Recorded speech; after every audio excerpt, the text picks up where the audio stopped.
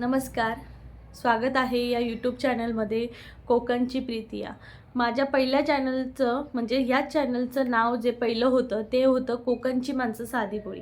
पण थोडासा तांत्रिक प्रॉब्लेम येऊ लागले. चॅनल सर्चिंगमध्ये नव्हतं, त्यामुळे मी माझ्या चॅनलचं नाव कोकणची प्रीतिया असं ठेवलं आणि माझं नाव आहे प्रीतिया आणि तर आज मी तुमच्यासोबत माझ्या यूट्यूबची आतापर्यंतची जर्नी काय होती हे मी तुमच्यासोबत शेअर करणार आहे. तर म्हणूनच मी हा व्हिडिओ बनवला आहे, जेणेकरून तुम्हालाही याचा फायदा होईल, तुम्ही पण मोटिवेट व्हाल. तर चला सांगते मी पटकन थोडक्यात.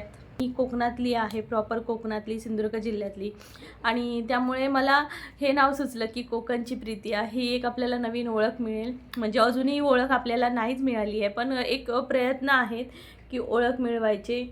तर नक्कीच तुम्ही मला साथ द्याल अशी मी आशा करते. तर आजचा मी एक मला असंच वाटलं की एक अनुभव तुमच्यासोबत शेअर करावा.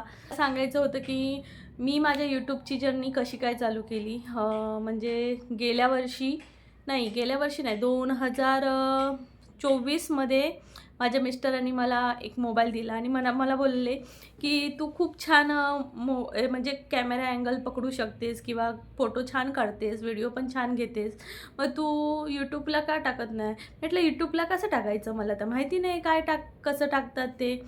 तर मी म्हटलं ठीक आहे, मला दाखवा. तर त्यांनी मला असं यूट्यूबलाच दाखवलं की असे असे व्हिडिओ असतात, इथं शॉर्ट असतात, इथं लाँग व्हिडिओ असतात, हे टाकू शकतेस तू.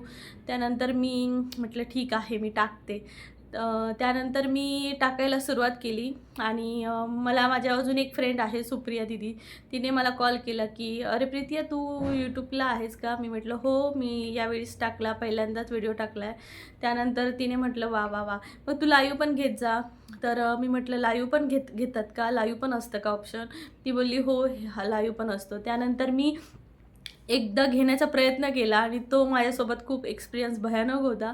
मी जसं लाईव्ह माझ्या मिस्टरांनी मला सुरू करून दिलं, मिस्टर सुट्टीवरच होते, आणि लाईव्ह सुरू करून दिल्यानंतर ना अचानक म्हणजे चांगली माणसं आली 2-3, आणि नंतर एक बॅड कमेंट आली. त्यानंतर जी मी एकदम अशी हादरली आणि जो घाम फुटला मला, मी पटापटा बंद केलं आणि बसली एका जागेवर जाऊन, पाणी पिलं घटकन, आणि मिस्टरांना सांगितलं की नाही, मला लाईव्ह घ्यायला नाही जमणार, मला नाही जमत, लोकं खूप घाणेरडी असतात, काय पण बोलतात असं तसं.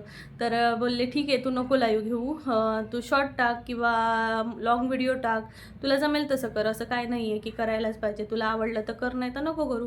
मग त्यानंतर मला व्हिडिओ कसे टाकतात हेही मला माहिती नव्हतं. म्हणजे लाँग व्हिडिओ कसा शूट केला जातो किंवा जो शॉर्ट्ससाठी व्हिडिओ करतात तो कसा शूट केला जातो हे मला काहीच माहिती नव्हतं.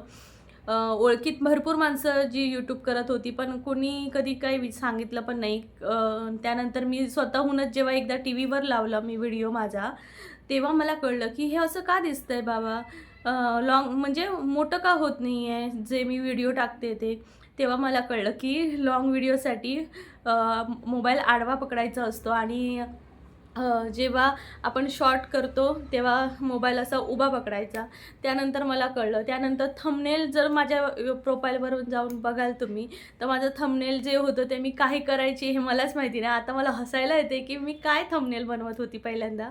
तर अजूनही आहेत ते मी तसंच ठेवले का, तर ही पण एक मला आठवण होईल की मी अगोदर कसे व्हिडिओ बनवत होती, काय बनवत होती, आणि आता माझ्यात किती प्रगती झाली आहे. तर ते एक काय म्हणतात ते सबूत आहे, पुरावा आहे माझ्या ह्या इथून इथपर्यंत येण्याचा. अजून मी टोकाला पोचली नाही, इथून एवढीशीच झेप झाली आहे माझी, अजून मला खूप झेप घ्यायची आहे.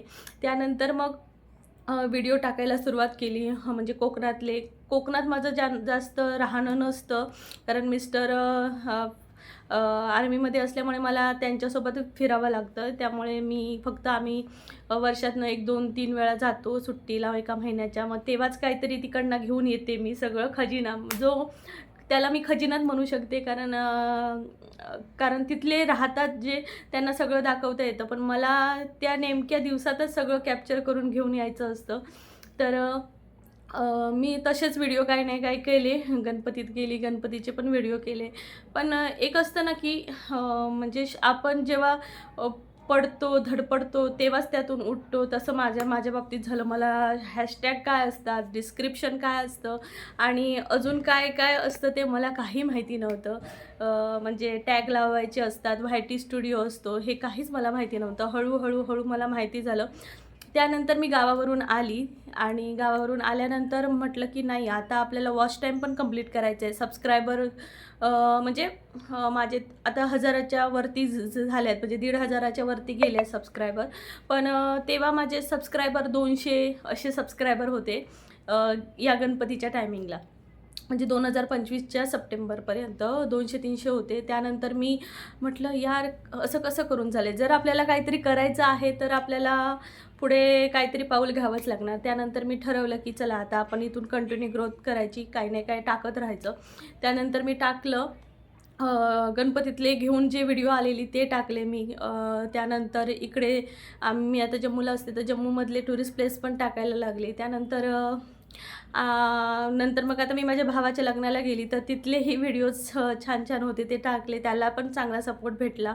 एवढा नाही आहे पण माझ्यासाठी ते ठीक आहे. मला म्हटलं मी सॅटिस्फाईड आहे की काहीतरी हळूहळू मला एकदम असं भुरकन उडून जायचं नाही आहे. हळूहळू स्टेप बाय स्टेप की मला ही स्टेप बाय स्टेप मला आठवेल पुढे जाऊन. मी जर पुढे गेलीच, माझं जर चांगलंच झालं करिअर ह्याच्यामध्ये, तर मला आठवायला पाहिजे की मी कशी गेली ती.